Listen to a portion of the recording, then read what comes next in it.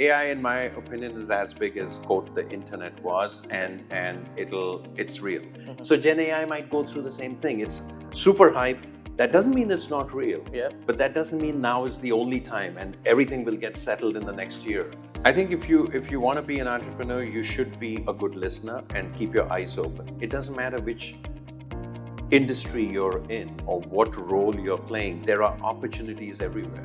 To the founders who are listening, I would say, think about it like this.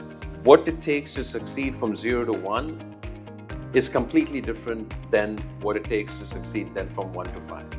And then 5, pick these numbers, 5 to 20, 20 to 50, 50 to 100, 100 to 500. Each of these transitions requires you, the founder and CEO, have to evolve. And as the CEO, you have to realize that the company has to be redefined at every one of these transitions.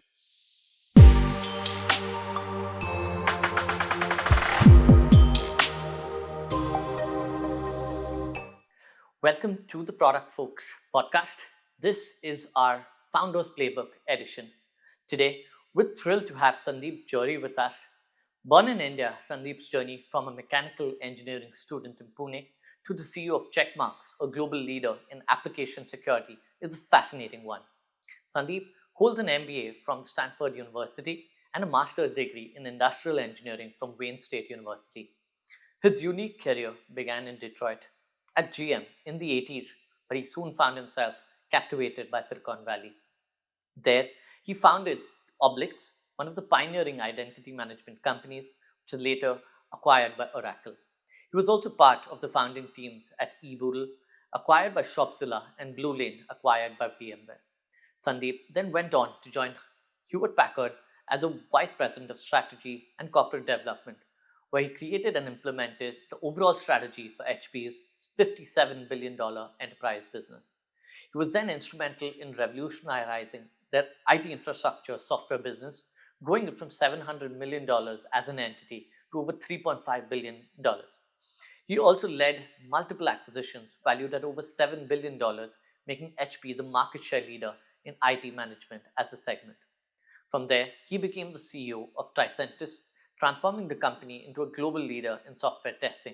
Now, as the CEO of Checkmarx, he continues to drive innovation in application security, serving over 1,800 customers, including many Fortune 50 companies.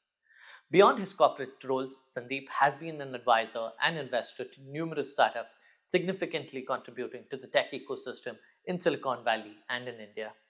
His investments span various sectors, including security and e-commerce, and his extensive experience and insights make him a valuable voice in this industry. I'm 100% sure you will enjoy this podcast. Stay tuned. Let us know what you think of it in the comments below. Hey folks, welcome to yet another episode on our Founders Playbook podcast.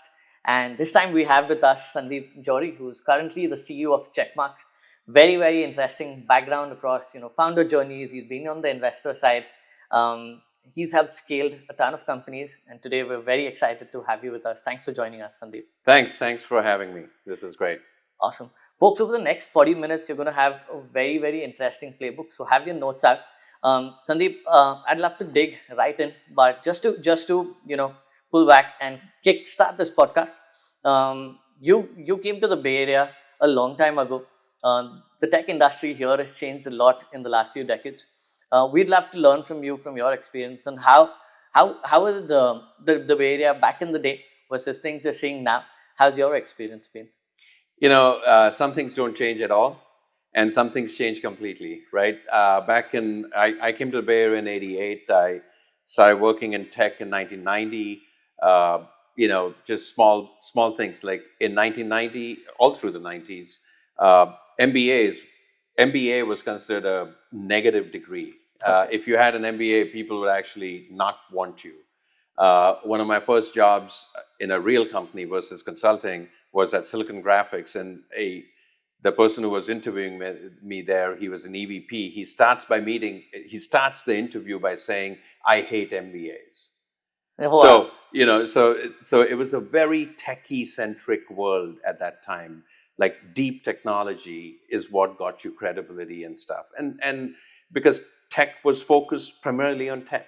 Today tech is actually everything, right? From food delivery, which happens to use tech, but is delivering food. So it's from consumer, and even in the enterprise, it's every enterprise. Every function of every enterprise has tech in it. Sure. So the composition has changed a lot, and therefore, the skill set and people, it's become a lot more international. At that time, there were all people that were here, right? Yeah. They were international, but they were people that were here. Today, tech is from everywhere. Sure. Like there are countries in Eastern Europe, in India, in Israel, everywhere. There are tech startups that actually succeed. They have connections to Silicon Valley or not, but today tech is truly global, right? Interesting. Interesting. Sandeep, given your early roots in India, and I know today you work with a lot of early stage or mid stage Indian founders looking to scale to the valley as well. So you've been in touch with your roots. One thing that we see with lots of founders in our community who come here, lots of them building in the B2C space, trying to sell to US as a market. Given you've had early days there and then lots and lots of time here in the valley, if you were to understand what were some cultural nuances that you see, like you mentioned, MBA in those early days wasn't a positive signal. For founders coming here, are the top 3 things that you think that they should keep in mind that you've seen across the years that you've been here? So first of all, I would say if you're a B2B company, especially at the larger enterprise, the US is too important to market. 60% of most mature companies have US as their source. Even after they become completely global, 60% of their revenue comes from the US. So if you're selling B2B, this is where 60% of your market is. That doesn't mean you need to come here on day one, but you have to realize that eventually you have to crack this market. And this is not an easy market to crack, and it might be different from where you start. So for example, take Israeli companies. What do? Many of them, especially in the early days, start by finding some local customers. But Israel is such a small country that they're not representative of the world. So they come to the US very quickly. And Israeli companies have always done that. Now in India, it's a little different. The good news is that you have a lot of there's plenty of customers that you can sell to in India to get your feet wet and learn the business and fine tune your product. But the earlier you can start cracking the US, the better it is. That doesn't mean every function has to be here, but the earlier you can start cracking it, the better it is. Or you don't want to be in a situation where you're 20 million, mostly from Southeast Asia, but you know that your biggest market is sitting in the US, and then you struggle at that point. So earlier that you do, the better it is. For founders or somebody who's more customer facing, it's important to be close to your customer. I meet a lot of founders that say, "Hey, I'm visiting here every quarter." I think, which is fine to begin with, but at some point you should move. You need to be close to your customers. Interesting. Yeah, I think a lot of them then eventually, I think once they start finding their footholds, then I think one of the founders end up moving here, and you're saying do that earlier than later, right? I think the earlier you do that, it's probably going to be better. Yeah, it's not as important for engineering lead. Like let's say there's 3 founders. One is doing more of the customer-facing function. That has to be here. Got it. One founder might be more product-centric. Well, the product-centric founder also should be here, because if most of your customers are here, you want to listen to your customers. Because companies also need to tweak what they offer and how they offer it and how they message it. So, but engineering can be done fine from India. Or from any other place. Got it. No, I think doubling down on this founder mindset, I think, Sandeep, maybe I'd love to split this into 3 segments. You've had multiple founder stints. We'd love to understand some of these playbooks that that's really helped you over the years. You've also spent significant time, like we discussed, I think on the M&A side at HP, 10 years, managing a large company, and then now CEO of Checkmarx. So I think that would be the second segment. And the third segment is going deeper into the advisory side, where you've been working with a lot of early stage companies. How should they start thinking about this market, right? Mm-hmm. So I think I'd love to split it into these 3 segments. First up, on the founder side, early days, what really prompted you start your first company, I know that was an identity way back in the day. I know identity is hot today, but what was that seed into which you really went ahead and you're like, okay, hey, I'm going to start my first company? And I'd love to understand, the mindset before we go into the playbook side. So growing up, I had no plans of being in tech. Yeah, I had no idea. I wanted to start a factory, like in India, start a factory. My dad pretty much forced me, or made me an offer to go to the US just to explore. And I'm like, okay, great. That sounds like a good deal. So that's how I came here. But I always had that seed of wanting to start something. When I came here and I got exposed to the Valley, it was exciting. This is where the action was. So that's how I came to the Valley. So the seed to found something was always there, but I had no idea about tech. So I came to the Valley. I was a mechanical industrial engineer. I came to the Valley. When you don't know anything, you become a consultant, right? You join McKinsey or something. So I joined the equivalent of McKinsey at the time. That company has now become part of Gemini. And that allowed me for 4 years, I was in consulting, but that allowed me to learn about tech. Nice. Learn about, channels, marketing, this, that, all the different functions, and understand the industry as well. And then the internet was happening. The browser had just come out, and it was just an exciting time. Just like we see about AI, like everything's going to change. Everyone's talking about it. So in 94, 95, that's what people were talking about, the internet. I'm like, I got to start something. So I grabbed couple of friends, and we started the company. Now when I look back, I was so green. I'm amazed at myself that we managed to survive and succeed. Yeah. Because so many mistakes. Oh my God. I can talk for 40 minutes about mistakes. Just that, So. No, we have a segment on that. Yeah, but I think that just gives you a little idea into, starting up. Of course, the playbooks are going to be different today. But, there are parallels, like you exactly mentioned.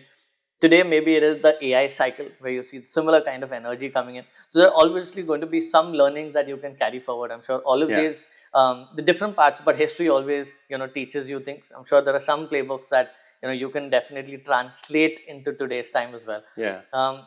One interesting thing you mentioned, it was a similar energy back then. You said everyone's talking about the internet. Today, everyone's talking about AI. Is AI a hype cycle? You've been through many of these. How should people start looking at this? Because there is lots of money coming into it. People are also asking, okay, here, where's the real application at? How do you look at it, given, you've seen so AI, in my opinion, is as big as, quote, the internet was, and it's real. So, but coming back to your earlier question, the one mistake I made is I wanted to start a company. The internet was happening. I thought, if I miss this boat, I'm never going to have an opportunity. Tech is so dynamic. Every 5 years, there's opportunity. There's a new thing that happens. And if you think about companies that got started in the first wave of the internet, they actually didn't succeed, most of them. True. There were no billion-dollar exits at that time. It's the second wave. Google, Facebook, Twitter, all of these were second wave companies. Amazon started in the first wave and was one of the few companies that survived the down and then really became of scale in the second wave. Mm-hmm. So Gen AI might go through the same thing. It's super hype. That doesn't mean it's not real. Yeah. But that doesn't mean now is the only time and everything will get settled in the next year. Yeah. This might go through, it'll get overfunded. People will be chasing things. They might get that wrong. Then they'll find that might be the right technology, but the business model is better this way. So all of that will happen and that'll play itself out over the next 10, 15 years. Yeah. This is not a short-term blip. I think AI is very fundamental. But what I'm trying to convey is don't think, oh my God, if I don't start an AI company today, I'm going to be a loser. Yeah. I will never have this opportunity. There will be opportunities 2 years from now. There'll be opportunities 4 years from now. And the one mistake I made is, like I said, I just wanted to start a company. Yeah. So think of it, it's like you have a hammer and everything looks like a nail then because you have a hammer. It's much better to be patient and identify an opportunity that you really think is very compelling, mm-hmm. because you can solve it some way, mm-hmm. or a market segment that's not served, or an existing problem that you can solve. You have a perspective that you can solve it a different way. You should start a company then. Got it.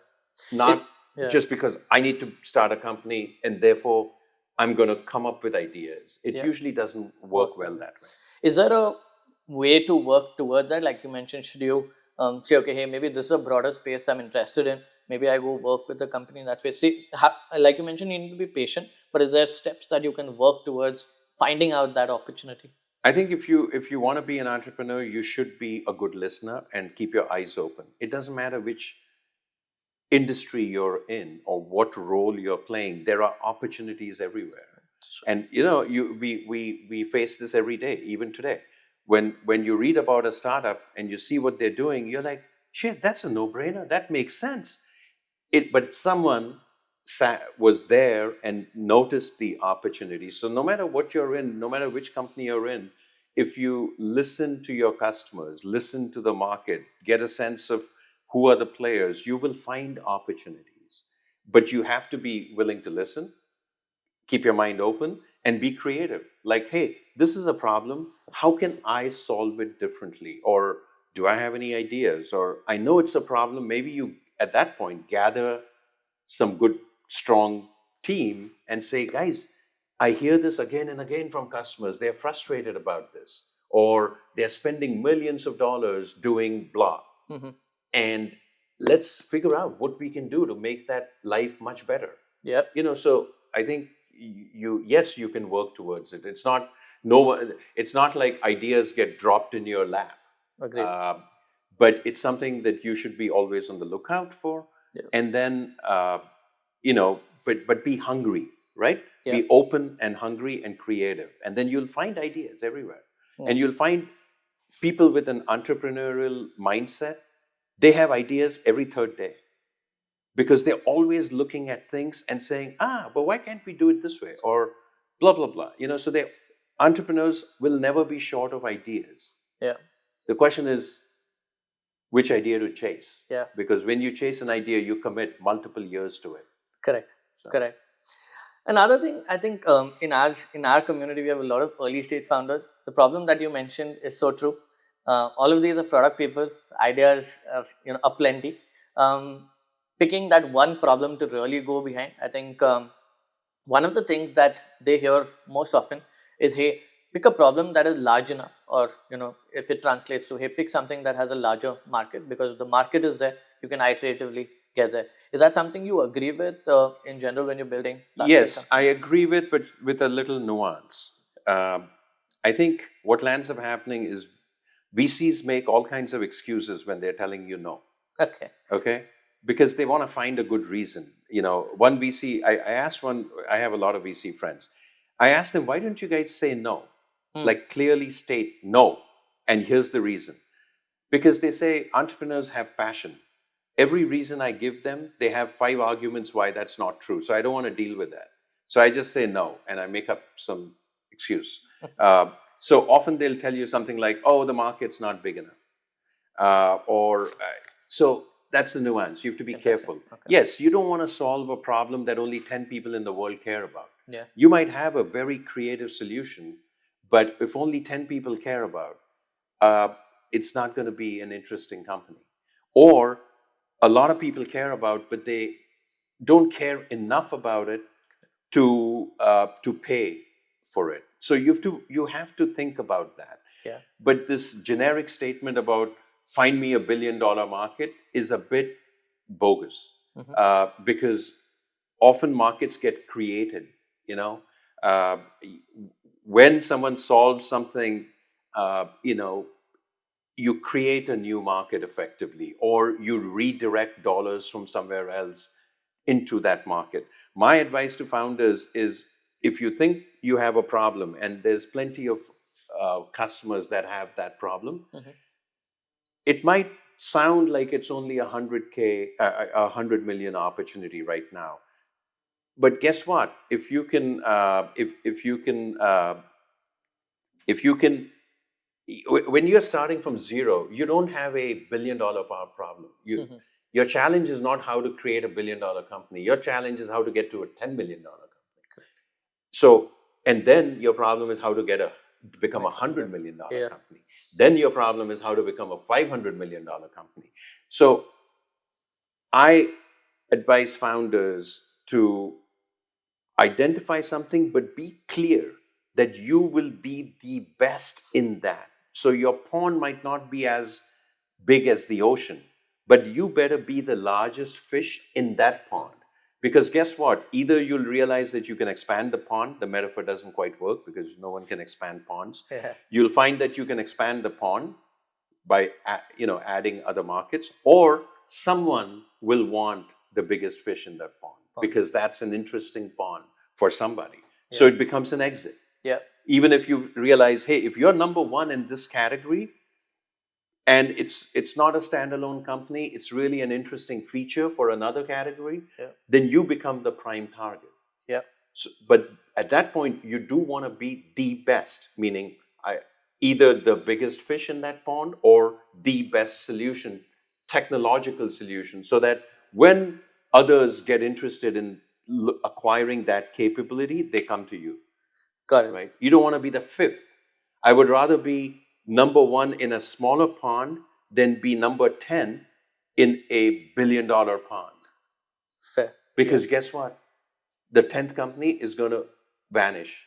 And if there are so many others, when someone decides to go into that area, they have choice of 5. So they're not going to pay you a premium. Yeah. They're going to do an acqui-hire. Very interesting. I think, Sandeep, given that we've touched on this topic, you've had multiple exits. Even your first one, I think, Oblix, you exited to Oracle, then a couple to VMware, and then on the other side with HP, where you were leading the M&A team with over like I think 14 plus transactions, right? Doubling down on this bit, I have 2 questions that I hear very often from founders in our community. First one being, is exit as a possibility something that they should think from early on, or something that is it something that you work towards and you plan for, or is it something that just happens? I think, just given your experience, I'm sure there is a more nuance / playbook take on this, rather than okay, hey, it just happens. So as founders, especially for the CEO, they need to be schizophrenic. And what do I mean by that? On the one hand, they have to have passion about the product. They have to have conviction to be the evangelist. Without the CEO and the founders believing in the opportunity, no company succeeds. True. On the other hand, the CEO's responsibility, the founder who's acting as CEO, their responsibility is also to make sure that you never run out of money, you have an exit, people that work so hard have some benefit come out of it. All of that is also your responsibility. So on the one hand, you've got to be completely like, come what may, whatever barrier comes, I'm going to overcome it. I'm never going to show any weakness or any doubt. On the other hand, you have to be realistic and be able to read the environment. There is a time, sometimes, when it makes sense to sell the company. That is the best outcome. Sometimes markets change and freeze so much that you might have a great idea that is guaranteed. You are fully convinced that you're guaranteed, but you need money and there is no money in the market. All funding is frozen. Should you shut down the company, or should you, if you sense that, should you sell it so that you have an exit and everybody gets some benefit? Not necessarily financial, but an exit has other benefits as well. So I'll give you an example. I was very involved after Oblix. I was very involved with a company which was called eBoodle at the time. It was a comparison shopping engine. There were lots of comparison shopping engines. We were one of the first ones. And we even had a term sheet from Kleiner. But we started sensing that this market is going to collapse. Mm-hmm. And we had options. We had multiple people wanting to buy us. And we decided to sell. And the founder, I was a board member and like a founder's advisor. He said, Sandeep, what should we do? And I said, Anil, I'm sensing that funding is freezing up. People are getting really shy. And we have an offer. We should take it. It's good. It's a good company with a lot of money. It was also a private company. It's a good company with a lot of money. I think we should exit because I think funding is going to be a challenge in this environment. This was in 1999, early 2000.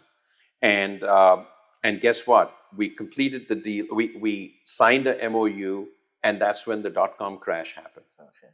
And luckily, the company honored the MOU and still acquired the company.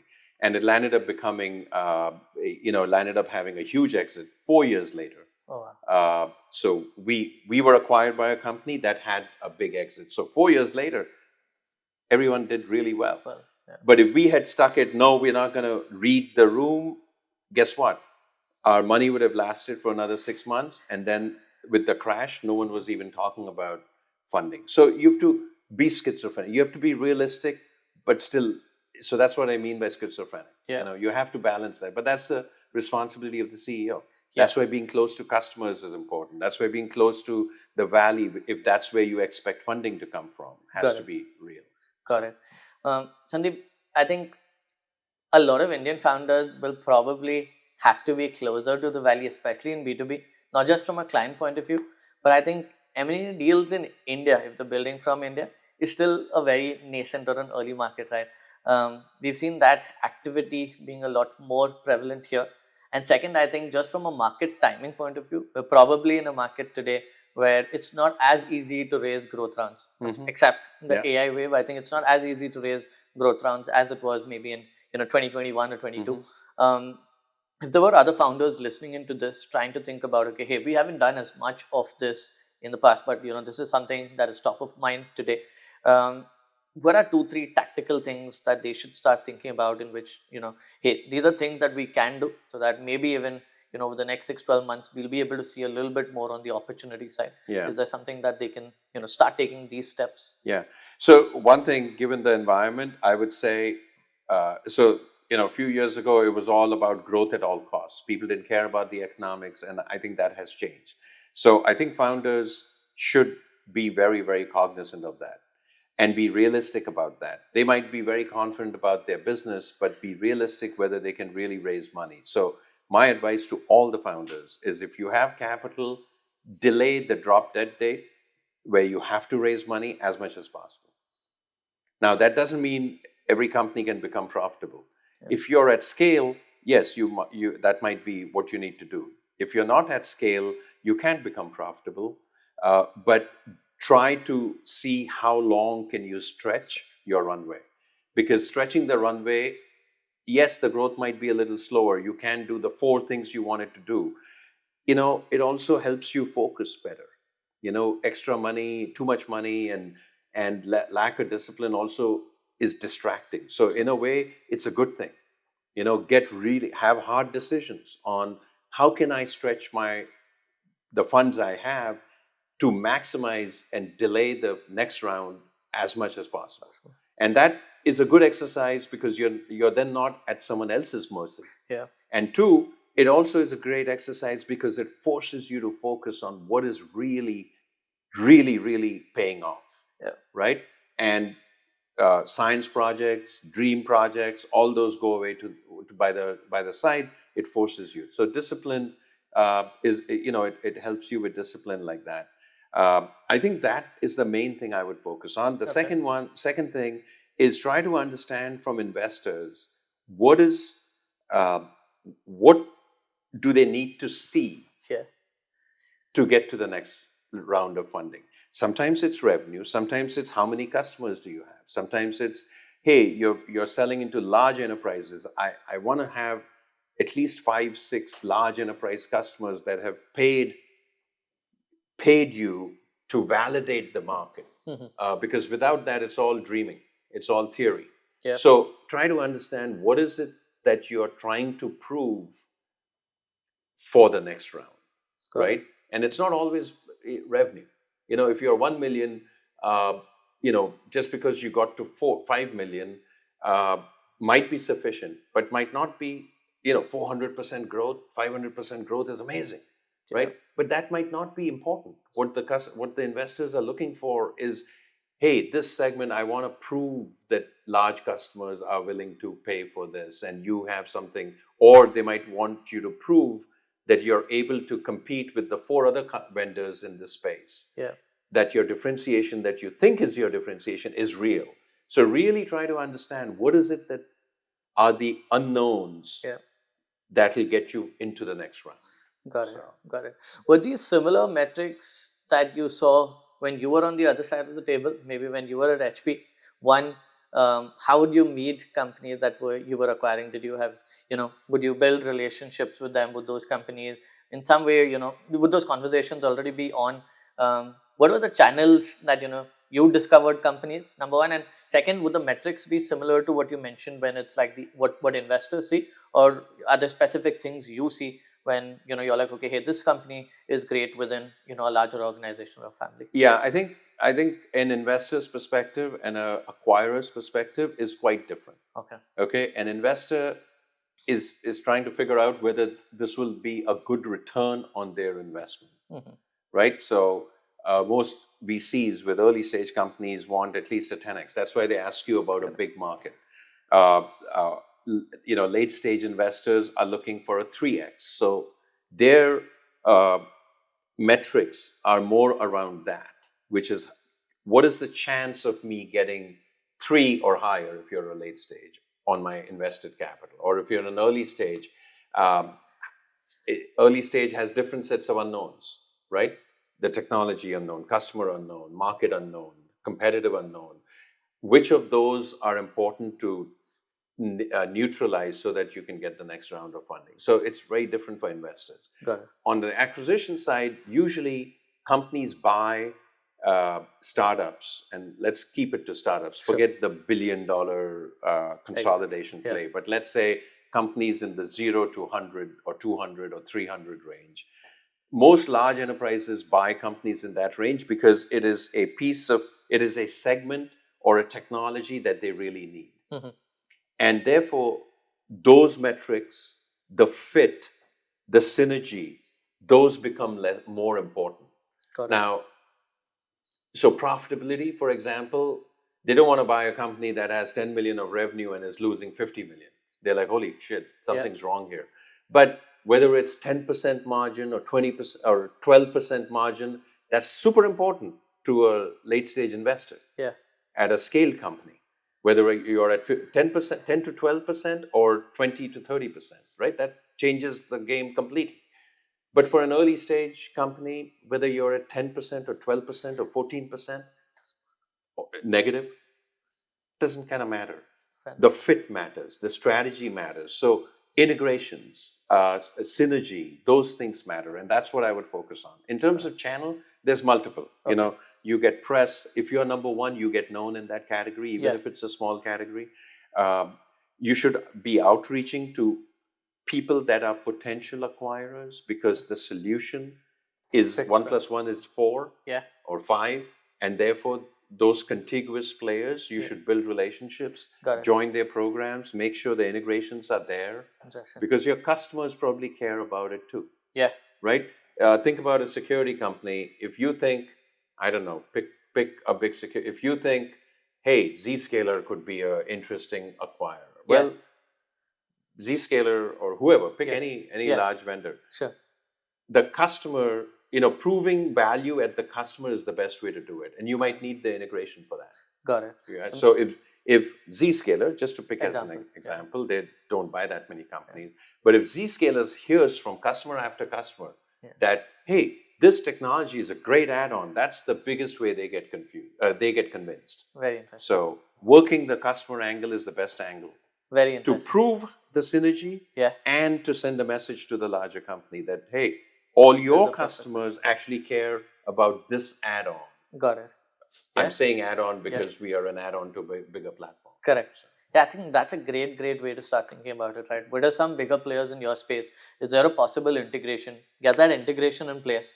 And use customers to define that. Yeah, customers to value that, hey, the larger company can do X, Y, Z, but there's also a smaller part where we use this company to add in, and I think that could be a great conversation. Do these conversations usually start then get originated from the larger company, saying that, hey, okay, what are your plans ahead? Is that how does usually it's the larger company that initiates it, but there are lots of quote middlemen, right? Okay. Like bankers that hear that you're an interesting company will, when they talk to the bigger companies, when I was in M&A at HP, I would meet bankers every week. And I would ask them, hey, these are the areas we are looking to expand into. who are some of the companies? We knew most of them, but every once in a while they would say, hey, here's a company that's really interesting. You should go check them out, or I can make an introduction. So I think that's one good route.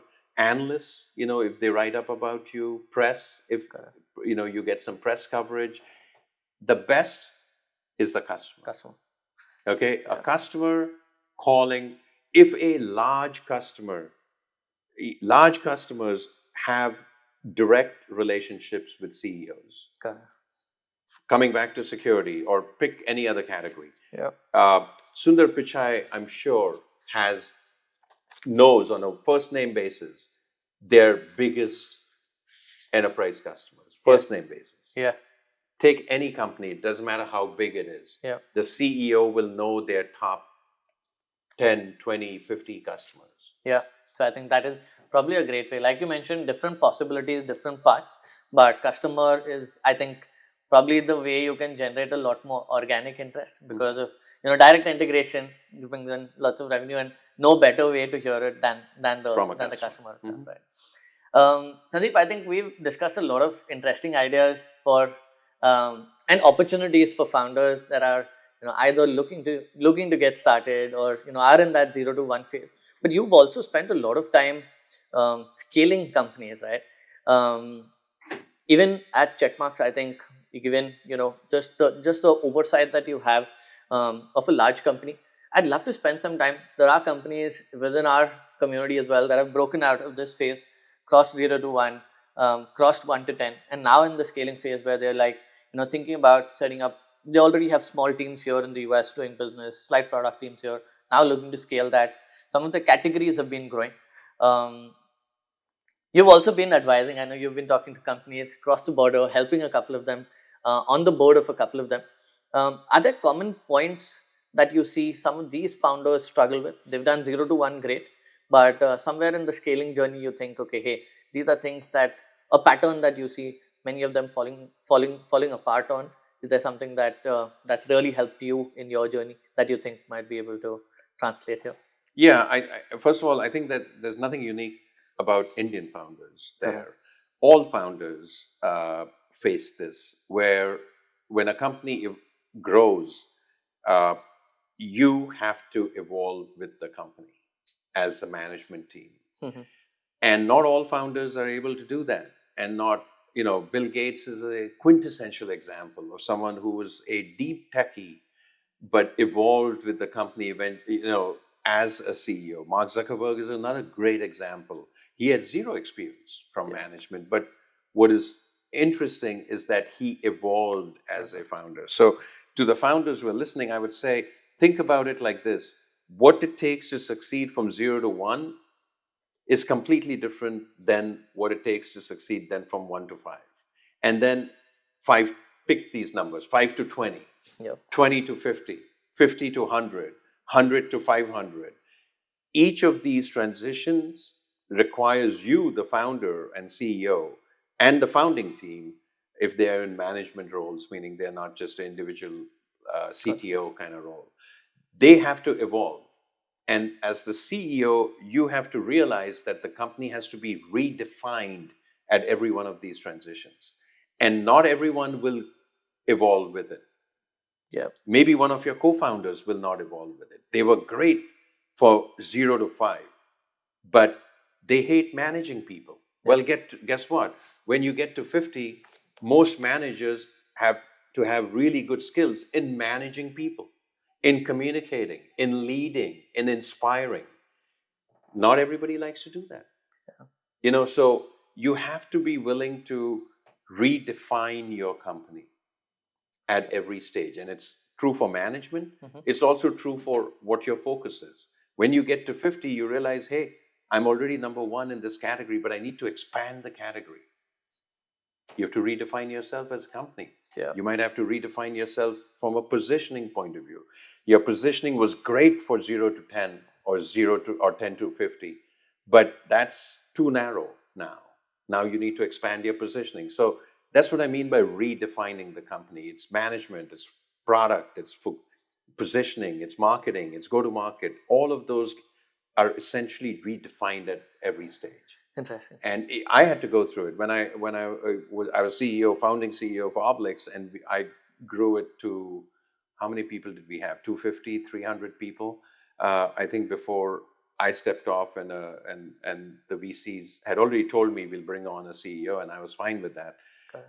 But at that point, I was beginning to feel overwhelmed because I'd never managed 250 people. Yeah. It's like, shit, every day I'm like, holy cow. So I think, some people evolve, some people don't. I learned to scale only when I joined HP. Yeah. What were some specific things that you remember you did when you realized, okay, hey, this is a problem I'm struggling with? How did you end You up? get in, as a founder, you're in the details on everything. Yeah. Everything. Yeah. When you're 3 people, everyone knows everything and everyone is involved in everything. When you're 100 people, the CEO cannot be involved in everything. Yeah. The CEO cannot be the prime person selling every deal. They need to be involved in every deal, but they need to spend a lot of time enabling others to sell, because the CEO, she cannot be on every deal. And if she's the only one who can sell, or the CTO, meaning the lead product leader, is the only one who can sell, you're not going to scale. Yeah. Because how many accounts can they go handle, as an example? Correct. So for me, it was a realization to kind of learn to enable people, learn to direct people as opposed to being. It's like an engineering manager directing a good but young dev team to work on software, versus saying, I can do it faster, so I'm just going to do it myself. Yeah. Yeah. And that's true not just for engineering, it's true for CEO. Correct. It's true for VP of products. It's true for VP of engineering. It's true for everyone. Yeah. Yeah, I think for sure. I think another thing that you really mentioned that struck with me was the positioning angle to this. I remember, I think you mentioned at Tricentis, you were there for a decade. 8 years. For 8 years, moved from like a services-focused revenue to a completely product. It's not a very easy transition. We've seen so many of our early companies trying to do that. Were there some specific learnings there that you were able to translate out? Because that transition is definitely not easy. One from the way that your co-workers are working, the kind of products that you're building, to like changing the DNA of a company. I think that's definitely not an easy journey. Yeah, services and product companies have completely different DNAs, and you cannot be both. Yeah. You have to be one. You cannot have two DNAs. So when I joined Tricentis, it was mostly a services company, but they had already made a decision to be a product company. Actually, they brought me in because they felt they did not have the chops to go figure out. So when I joined, there was a challenge. I had to replace many people because they were too long in services, and that's the only way they thought about it.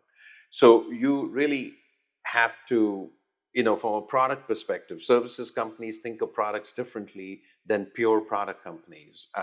How you sell, everything changes. I mean, it's a complete different DNA, if you may. So you really have to be very clear on what are you about as a company. Got it. And, and then make sure that everyone is aligned to that. And then even your day-to-day decisions can be impacted by that. Got it. That's interesting. I think, Sandeep, maybe the last bit on this segment, you've been spending a lot of time advising early startups. You're on board of a couple of companies now. Given today's market, again, 2 parts to this. First, for companies who are fundraising, and lots of our members are pretty early stage founders. Are there specific tactical advices that you have for them on? One, you mentioned, okay, hey, these are things that you should think about. But given that you're on the other side of the table as well, what are the discussions that you generally have with such founders? Like I said earlier, the funding market, the funding environment is definitely tight. So I would not assume that you can get funded just because the idea is a cool idea. I think people are looking for a little more than that. And what I mentioned earlier on, you should really try and figure out, if you're a Series A company, talk to your board, talk to the main investors, and try to understand, and talk to potential investors, and try to understand way before you need the money. What is it that what would be their concerns? What would they want you to risks they would want you to neutralize so that you can work on that to get ready for that round. That's the main thing I would say. And it's not always, it's not always revenue. It could be number of customers. It could be proving the business model, saying, hey, this is a great problem. I know everyone has it, but are they willing to pay? So what the investor is really looking for is validation that we are all convinced it's a problem. That's widespread. But we don't know if people have paid. People are willing to pay. Where's the budget going to come from? Blah, blah, blah. So that's what they're really looking for. Then you should make sure that you're focused on that and prove that out to get your next round. Don't assume you're going to get it very easily. Later stage companies were getting crazy multiples. And their last round might be at a 100 million valuation and a 20x multiple, because you were doing 5 million and you got 100 million round, 100 million post money. That's a 20x. Well, the multiples have come down. So be realistic. If let's say that the multiple in your segment has come down to 10. If you're not yet at 10 million, you ain't getting that 100 million. And if you're at 15, you might get 150. Or let's say you're right around 10. You might at best get a flat round. And swallow your pride. Take the money, because without that, you're going to run out of money. So, markets change, multiples change, your expectations need to change. Got it. Well, that's an interesting advice. Any thoughts on the cross-border bit, given, you're involved with a bunch of founders as well. When there are founders that come to you saying that, hey, we're expanding in the US, one, we spoke about the mindset that you mentioned, hey, these are things they should take care of. But apart from that, any thoughts on founders that are looking to set up base here in the US? Tactically, hey, these are the 3 things that you should take care while you're coming and expanding here. One, I would say the principal should be here. Principal meaning either the VP of sales or the VP of product or the CEO. So they are close to the customer and are involved in those discussions. 2, I would say don't build up a big team. US sales teams are super expensive. Got it. Super expensive. Most enterprise sales guys cost about $300,000. Wow. Okay? Annually. And if they come to an unknown company, they'll ask you for a guarantee in the first year. That means it's going to cost you $300,000. If you get it wrong, $300,000 gone down the drain. So don't build up a team of 10 people. Don't build up VP who is effective, who's only been a VP for the last 20 years, and therefore will immediately say, I need 10 people underneath me to be effective. No, you want, in the early stage, when you're new in a market, you want to hire not completely green guys, but relatively young people that are hungry to prove, because you're going to hire 3 and get one of them wrong at least. But in the early stages, you're trying to figure out what works. Is the BDR sitting in India, setting up a meeting, and then what is the process? Is it a 2-month process? Is it a 6-month process? What kinds of information they need? Do they need a POC, POV, or can they get convinced without it? There's a lot of things, like which aspects of my value prop really resonate. In some cases it's cost, some cases it's feature, some cases it's enabling something else. Which of those are really resonating? So I would use the early hires to really flush out this. And you can sit in India, whether it's India or here, you can sit in a room and intellectualize it, but it doesn't become real till you experience it, right? So once you experience it, you'll realize, hey, we were pitching this and that's not working. But when we pitch it this way, it's working. And we were pitching these companies, but they are too big for us. We need to go a little downscale. Or we're pitching at the C level, we need to pitch at the divisional level. Or whatever. I can give you 15 such dimensions. All of that can be figured out only by being out there, making mistakes and discovering. Got it. So that's what I would say is start small, start early, start small with people who are willing to learn, and you should be willing to learn and adapt. So start small, start early, and get your hands dirty, right? Before hiring that. Sandeep, thank you so much for that. The last segment of ours is to get to know you a little bit deeper on the personal side. I think we discussed a lot of anecdotes. We discussed a lot of tactical advice that founders can apply. But I have a couple of questions and then a very quick rapid fire for you. First one being, you worked across multiple, and when I think Manny and me were looking at your LinkedIn while researching this podcast, we're like, you've just gone from one win to the other, and it seems very interesting from the outside. But what is that pivotal moment in your career where you think, okay, hey, this is where where things really started picking up for you? Was that a particular role? Was that a particular exit? It could be any, but if you were to think back, where was that where things really kicked off for you? Yeah.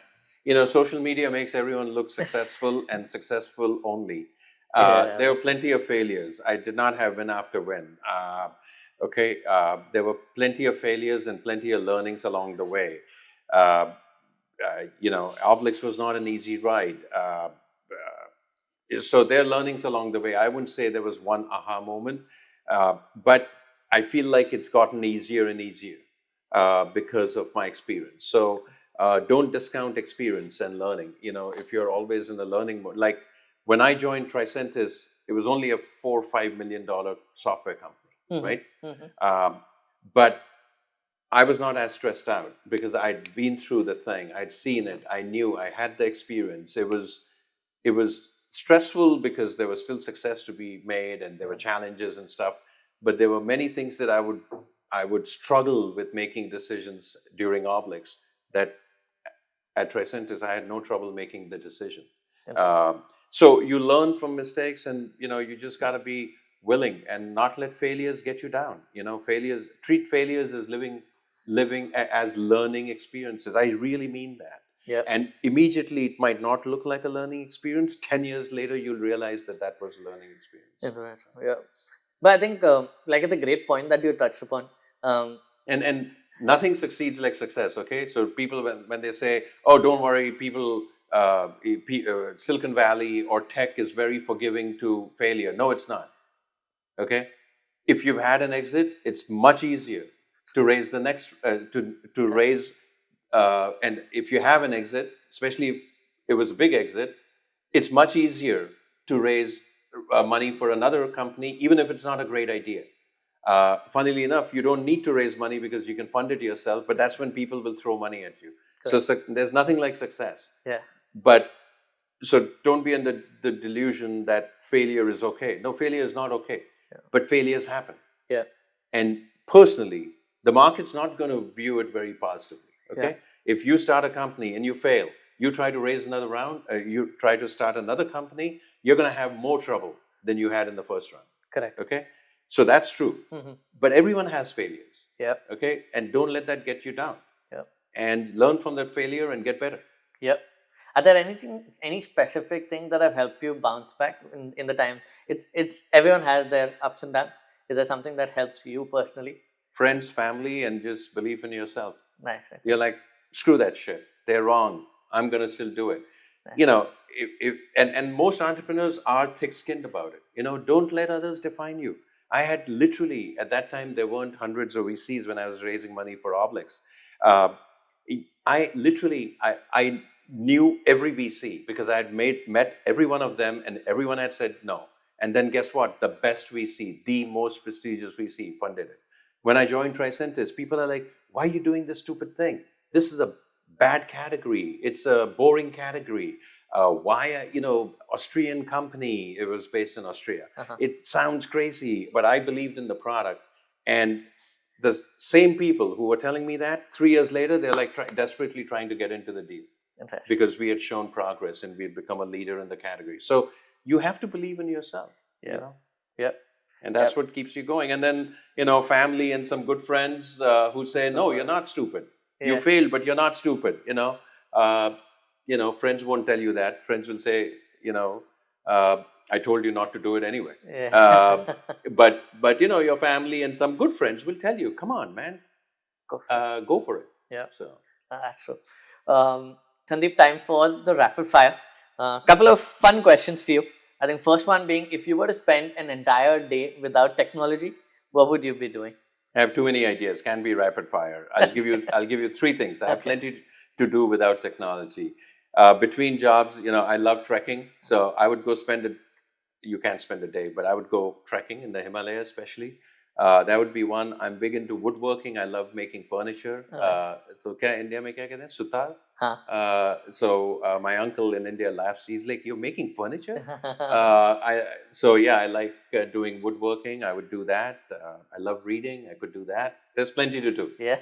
And I did a lot of that when I left Tricentis and before I joined Checkmarx. I had a year and a half of building furniture, giving friends gifts made by me, and I did go to the Himalayas. I went to Everest Base Camp. Oh, wow. So that was cool. So I did all of those. A couple of things went off the list, and I'm like, holy shit! Now I'm getting bored. Now What I need to next? go take another job. So. Nice. Sandeep, if you could have dinner with any one person from history, who would that be and why? History. Oh my God, man. It could be anyone. Like if there's someone that you've always wanted to have dinner with, who would that be? Since someone you haven't gotten a chance to have, Wow. dinner meeting with. Wow. Uh, phew. From history. Or it could be anyone from the yeah. past. That's fine. Let me pick someone from India. I would love to have dinner with Nehru, for example. Interesting. Incredible person. Not perfect, but incredible person. Modi. Yeah. Incredible person. I would love to have dinner with him. I mean, I can go. Yeah. There's so many great people in this world. There's Yeah, no that's for shortage sure. of people I would love to have For sure. get an hour with. Yeah. It's just when you meet people like that, it's phenomenal. And I've met many. I've met many famous people like that. Yeah, actually, that was the next bit of the question. Is there a fun anecdote from the past where they say the Silicon Valley is a land of serendipity. So was there a chance where you maybe cold email someone and you had dinner with them, or you bumped into someone at a conference? Any anecdote that pops up where you're like, okay, I really met someone interesting, where serendipity played its part? Oh, Silicon Valley is full of serendipity. Right where we are in this town, I was walking, and actually, my wife was walking, and she said, "I talked to so and so person," and then we started talking about, and she told me where he said he lives and stuff, and it turns out he was the CEO of Intel, Andy Grove. He's no longer, he's passed away, but you see them walking around. You can see famous people walking around in Silicon Valley. I'll give you another example. I was walking once in Palo Alto. We were driving around, actually, not walking. We were driving around. I don't even know why we were driving around. And suddenly we go by and we're like, that was Steve Jobs, wasn't it? And I slowed down and looked, and it was. And later I realized that was his street. He used to have, live, and he was walking with one of his kids. Yes, there's plenty of stories like that. In the land. Yeah, for sure. I think there's always going to be an AI question in this rapid fire, but I'll rephrase this. It's very difficult to predict the future for sure, but you've been through many ups and downs, lots of cycles. How are you personally viewing the next 2 to 5 year cycle? It could go either way, so we're not predicting the future, but personally, how are you thinking about it? So I think AI is very serious. It's here to stay. It's like I said, like the internet in the 90s. You knew this was like big. And I'll give you an evidence of that. The Valley comes up with new buzzwords every 4 or 5 years, right? There's a new thing every 4 or 5 years. But when you talk to customers, and I'm talking more business oriented or B2B, you realize that sometimes the echo chamber of the Valley doesn't reflect into customer, and the customer echo chamber. Talking to customers. Let me paraphrase. The Valley has some hype they want to jump on all the time. So there's an echo chamber here. And don't always believe the hype in the Valley. Okay? That doesn't mean they're always wrong. It's just that there's one every 3 years. There was crypto, everything's going to change with crypto. There's one every 2-3 years. We create one if there isn't one. But listening to customers is where you get which ones are real and not. I remember, quote, when the internet was hot, literally overnight, every company went and got all their employees enabled on the browser. Overnight. Okay? And I was like, I didn't know it was that unique at that time. Today, every single company I talk to, and I sell primarily to large enterprises who are the slowest to respond. Every large company is all in on AI capability. They have multiple projects going on. Every developer has been enabled with Copilot, like rapid adoption. That doesn't mean everything that's being invested in and what people are thinking will be the most valuable stuff will all come true. But that gives me evidence that this is very real. So for me, next 2 to 5 years, I'm focused on my company, and we are building in AI capabilities, embedding it wherever we can.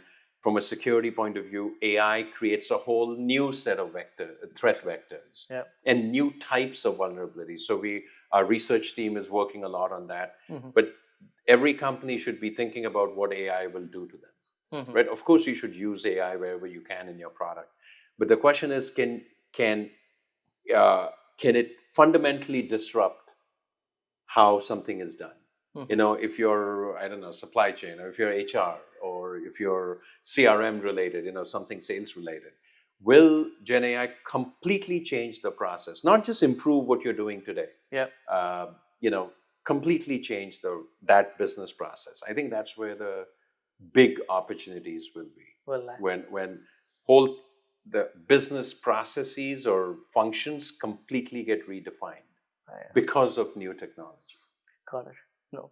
Yeah. And if I could predict exactly where that is, I would be multi-billionaire. Yeah, I can understand. No, thanks so much for sharing that, Sandeep. I think this was super, super insightful. I wish we could, extend this for another 2 hours, but I know you need to rush to another one. But thank you so much for spending time with us today. We will definitely follow this up with another one soon. But thank you so much for your time. Great. Thanks. This was fun. Thanks so much.